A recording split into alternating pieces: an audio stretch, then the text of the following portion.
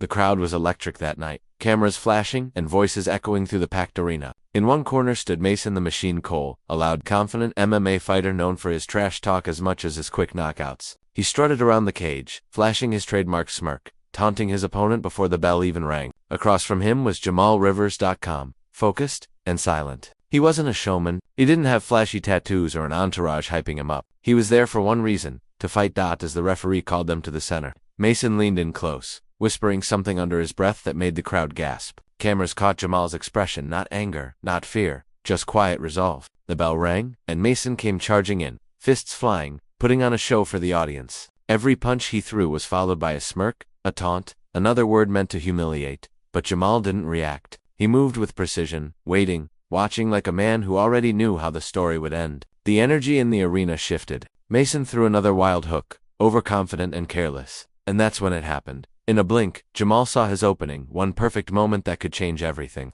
The crowd leaned forward, holding their breath, as his right hand came up fast and clean. 10 seconds later, everything went silent. When the crowd's roar finally broke the silence, Mason was still on the mat, motionless. The referee rushed in, waving his hands as medical staff entered the cage. Cameras zoomed in, capturing every second of disbelief. People who had come to see another easy win from Mason were now standing in shock. Jamal stepped back, breathing hard but calm, his eyes fixed on the man who had mocked him just moments earlier. There was no celebration, no raised fists, just quiet respect. What most people didn't know was that Jamal's path to that moment had been anything but easy. He wasn't a newcomer. He'd been fighting his whole life, though not always inside a ring. Growing up in a rough neighborhood, he learned discipline the hard way, through struggle, loss, and resilience. MMA wasn't just a sport for him. It was his escape, his second chance. But the industry hadn't been kind. He'd faced rejection after rejection, told he didn't have the right look or the marketable personality. Still, he trained in silence, letting his fists do the talking.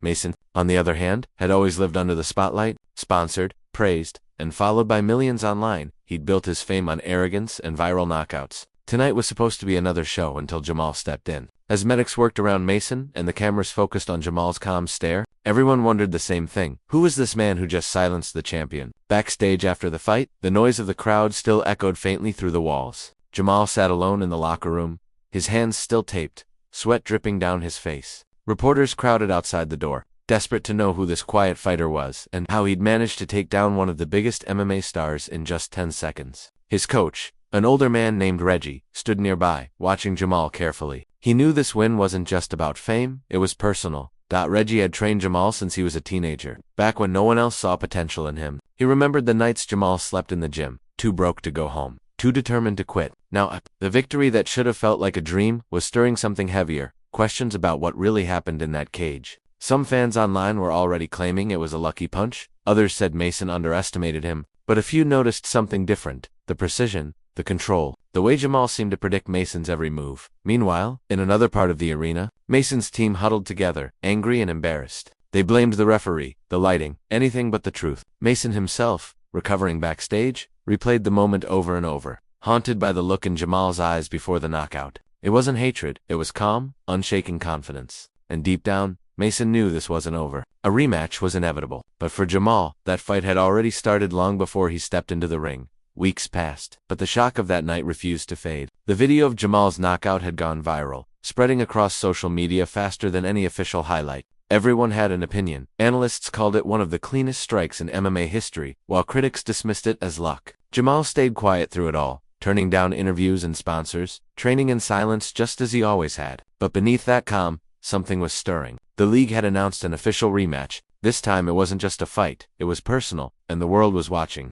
Mason, determined to reclaim his pride, flooded the internet with posts and interviews. He called Jamal a fluke, a one-hit wonder, and promised to end the rematch in the first round. Cameras followed his every move, his new training camp, his intense workouts, his fiery speeches. But behind the cameras, Mason wasn't the same confident fighter. That one punch haunted him. Every night, he replayed the moment his world went black, and the sound of the crowd's gasp echoed in his mind. As the rematch approached, the arena buzzed with tension. Tickets sold out in minutes, and the entire sports world turned its eyes to that cage. Jamal entered the ring the same way as before, quiet, composed, no emotion on his face. Across from him, Mason's glare burned with pride and fear tangled together. The referee raised his hand. The bell was seconds away, and the whole crowd held its breath, waiting for history to repeat or be rewritten. The bell rang, and both fighters circled each other, their eyes locked. The crowd's cheers faded into a low hum, like the calm before a storm. Mason moved first, testing Jamal with quick jabs, sharper and more controlled than before. He wasn't reckless this time. He'd learned,